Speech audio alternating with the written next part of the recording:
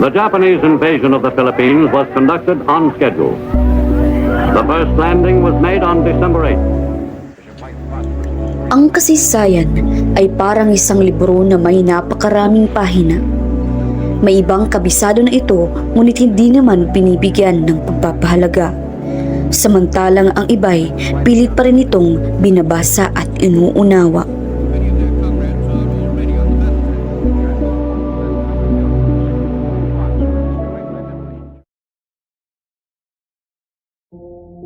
Dito sa Dulag, Leyte, nakakubli ang isang parte ng kasaysayan na malaki ang kontribusyon sa kalayaang tinatamasa natin sa kasalukuyan. Ang Hill 120. Matatagpuan ito 34 na kilometro mula sa lungsod ng Tacloban at may lokal na katawagang Bukid Cananang. Ngunit ano nga ba ang kasaysayan sa likod ng bundok na ito? Hill 120 is not an ordinary hill. As all people know, it's been part of our history, our Philippine history. And not only that, it's also part of world history. That's why they have the barangay. It's called the Barangay Community Museum, and it's the very first Barangay Community Museum in the province of Leyte. So the Americans and the Allied forces landed in Dulag in October 19. If you will go to the beach of San Rafael, you see the rock wall there. At the back of it, there's a stone tablet there, established by historian Ambet Ocampo. It was entitled Pagdaong sa Dulag. Because of that, of these landings, bombings here and here, there, everywhere in Dulag happened. So it happened. That's why the church ruins still stand there. And we are going to preserve that because that is one of the historic spots in Dulag. And then, after that, when the Japanese established airfield or airstrip was recovered, Lieutenant Clifford Mills climbed a tree in that Hill 120 and raised the American flag for the first time after the fall of Bataan. Actually, during the Second World War, mountains and hills were numbered. That is one Hill 120, the one in Palo, where the La Purisima Shrine is established, or the Ginhangdan Hill, that's Hill 522. Sa Hill 120, may 4 na memorial dito. Sa harap na makikita niyo lamang kapag dumaan kayo sa highway ng Dulag ay ang estatwa at ang memorial plaque ng Hill 120. Ang estatwa ay nagpapakita ng reenactment ng pagtataas ng bandila ng bansang Amerika. At sa plaque naman nakasaad ang kasaysayan ng Hill 120 at kung bakit ito kinikilala bilang isang makasaysayang lugar dito sa Leyte.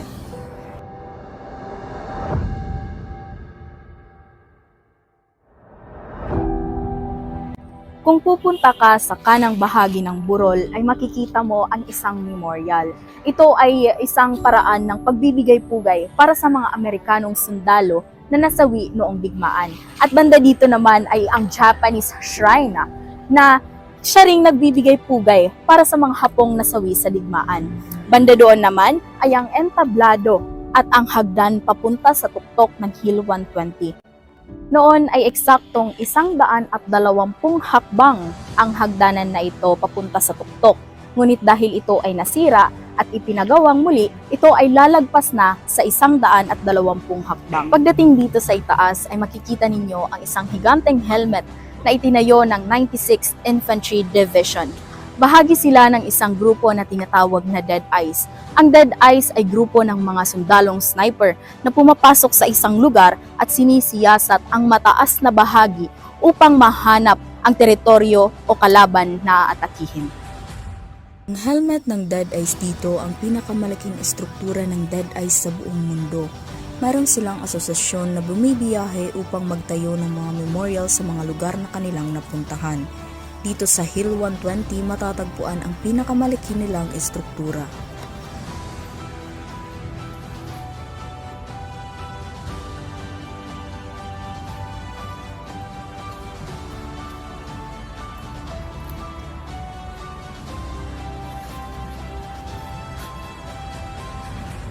Mula sa tuktok ng burol na ito, ang mga Hapon ay nagmamasid at nagpapaputok sa mga landing craft na lumalapit sa dalampasigan noong A-Day.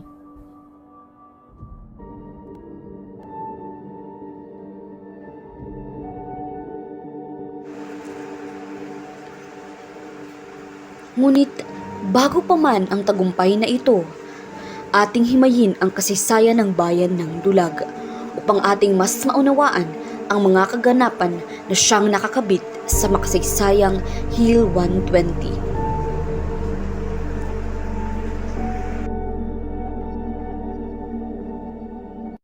Okay? So, now, after the Spanish colonization, the Japanese Imperial Army invaded Dulag. Aside from that, there was also this Moro raids, no? During the Spanish occupation. And after that, the Japanese invasion. That is why we have the Rawis Airstrip. Kumbaga, in our term today, it's the airport, but warplanes, not passenger airplanes, landed in that area, in Barangay Rawis. No? But warplanes of the Japanese Imperial Army. Because of that, after the fall of Bataan, when the Allied forces came, Dulag was heavily bombarded. And because of the Japanese occupation, Dulag was known as the Little Tokyo. So there is a weekend or Sundays or Saturdays that people come to the plaza, they have performances, merrymakings, etc. That's why Dulag is likewise branded as the Little Tokyo. According to our local historians, Captain Isoya Masowe fell in love with a Dulagenia. But her name was not withheld. But there was, according. But the way I said it a while ago, that the love story ended in a tragedy because Captain Isoya Masowe, when the Allied forces are about to come, he was ambushed by Filipino guerrillas. But the guerrilla who killed him was not a Dulagan. He was from Abuyo. So that's the story of the Japanese occupation in Dulag. Ilan sa mga bakas ng impluwensyang Hapon ay makikita sa iba't ibang historical sites ng Dulag. Maliban sa mga ito, mayroong kwentong namumuntangis sa ilang mga residente na nakaligtas sa panahong iyon.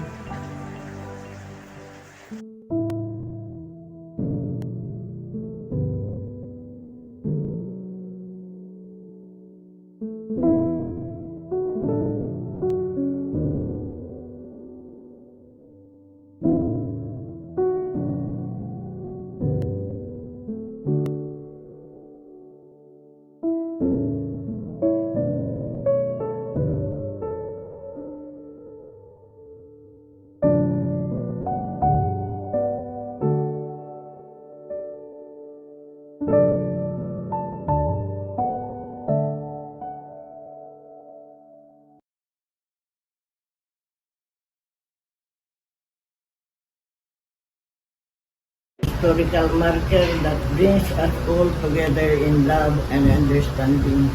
Amoy kagkahulugan nito ni Hill 120. Hill 120 is dear to me.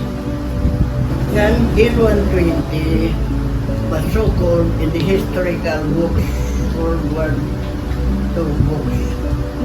It was named because it is 120 feet above seawater, sea level. 120 feet high. Kasapit dida ito ang mga siyahan niya paghira. Na hira na surprise niya ni Colonel MacArthur, na dirihan na expect, na dito na inland ang mga ko, kay na-capture na ni 120. Di na siyahan nga skirmish.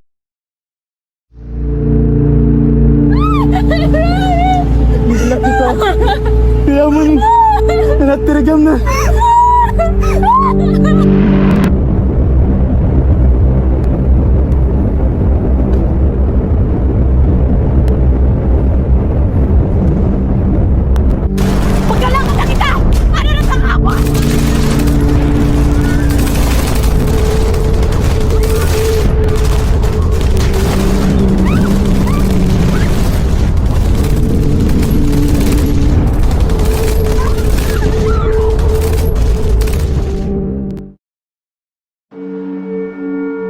Ganito yung mga armas!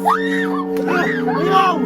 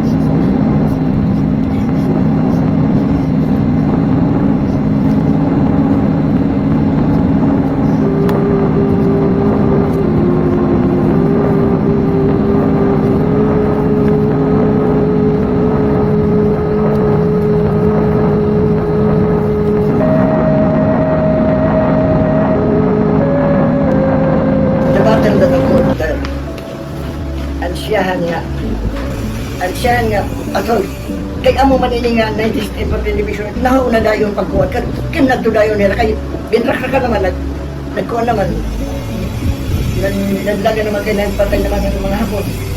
Katabi ko itong pag-raise ang American flag, the symbol of the return of freedom to the Filipino people, ang nag-log symbol kami. Maliban kay Nanay Gloria, isa rin sa aming mga nakapanayam ay ang matandang lalaking aming nakasabay sa jeep. Hindi namin inaasahang isa rin pala siya sa mga nakaranas ng paghihimagsik ng mga Hapon noong ikalawang digmaang pandaigdig. Hindi siya nag-atubiling ibahagi sa amin ang kaniyang naging mga karanasan.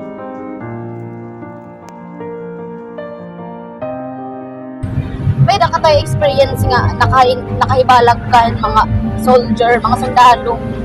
Ay, Kay top pala ni mo edad. nangalagyo man kami. Nanago kami ang buwan ng Taksel.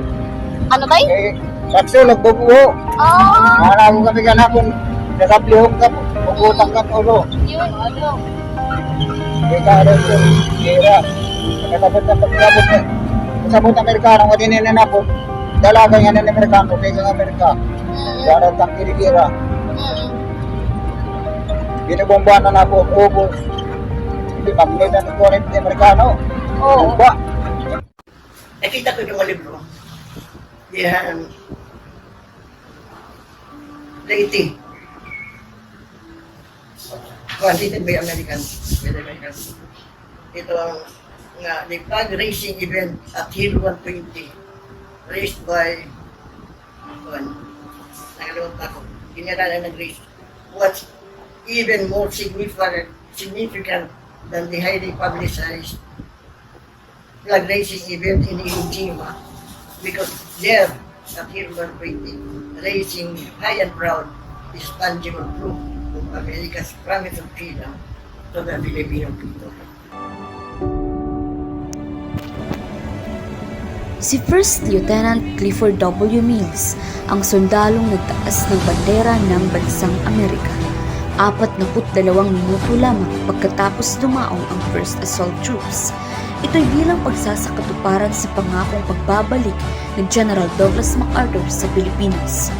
Pagsimbolo ng pagkapanalo ng mga Amerikano, paglaya ng bayan ng Dulag mula sa tanikalan ng mga Hapon, at ang pagkabansay ng Allied Forces sa Leyte.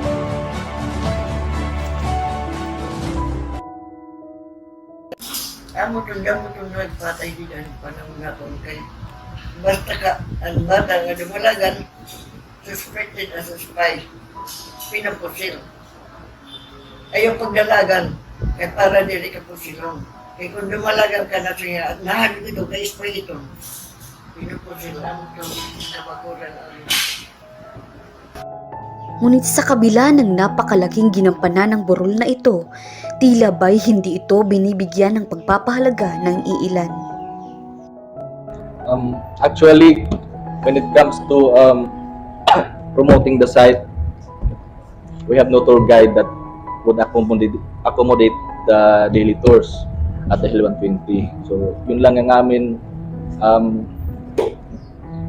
napopromote lang namin yung Hill 120 during the Liberation Day on October 19 annually. Or siguro when the tourist, kung nakanhit tourist ha LGU, napasis ta akon, or kung hindo, amuletom na i-share naman the experience to them. Millennials and Gen Z, when we celebrate that, it's more on, is there a concert after? May concert ba? May klase? Because October 19th of every year is a local holiday. But we encourage to include in the syllabus or in the lesson plans of the teachers to teach the value of the role that Hill 120 played during the war. How is it important to us Dulagnos? Because without which, there could be no freedom without that. Because it should not be that. Ano man Dulag? Iti landing. May concert. May klase. Is there a concert? Will there be classes? It should not be that way. We should know why we are celebrating this. No? Because even the last yesterday and the other day when I was in a seminar, our speaker said, you have to tell this to the next generations already. Because we do not know. All of us are passing it. I just do not know if I like tomorrow, at least one of us able to tell you that story. No? And they have to make it to value what we have. Because it's not only the Americans and other nationalities who fought for our freedom. Likewise, Filipinos, especially Dulagnos. Lumipas man ang panahon, ang mga historical sites gaya ng Hill 120 ang magsisilbing ebidensya kung paano dumanak at naging madugo ang bakas ng nakaraan sa pagitan ng mga Pilipino, Amerikano at Hapones. Walang malaya kung wala ang mga buhay na nawala. Nag-appreciate ako ng peace kay nag-agi ako yun. Absence of peace. Absence of freedom. You will not appreciate the light if you will not experience darkness. You will not appreciate your success if you will not experience hardship. Ako si Nicole Ilumba at nagsasabi na ang kasaysayan ay hindi dapat nakalimutan, bagkus ito ay mas pag-aralan at pahalagahan.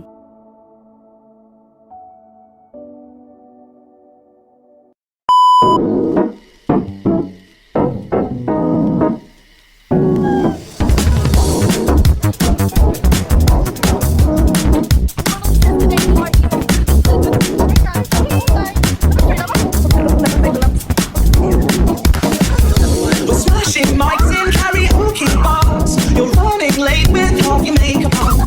This method acting might pay off, but soon enough there'll be no flow. I love this feeling, but I hate this car. I wanted this to work so much, I drew up plans on a chart. Cause I'm flipping, I'm in hopeless you. My character's strong, but my head is pushy. It's like ecstasy.